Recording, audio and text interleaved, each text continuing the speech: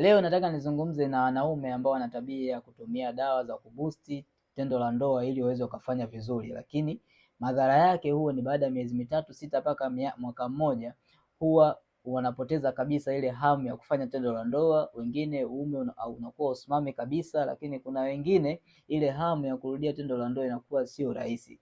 Sasa ushauri wangu ulikuwa tunazo matibabu ambayo yataenda kurudisha ile hamu ya tendo la ndoa, lakini pia kufanya ile misuli irudi katika hali yake ya kawaida.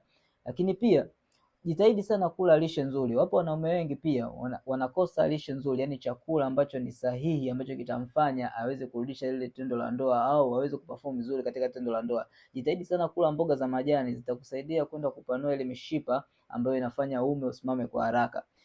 Lakini pia kwa wale ambao wamefanya masturbation, tunayo tiba nzuri ambayo itakusaidia wewe kwenda kurudi katika hali yako ya kawaida, bila kusahau kuwa kuna wazee ambao wana changamoto ya pressure, kuna ambao wana changamoto ya kisukari, kuna ambao wana changamoto ya bawasiri. Sasa tunazo matibabu ambayo zitakusaidia wewe kwenda kutibu mfumo mzima wa uzazi wa mwanaume na kurudi katika hali yake ya kawaida.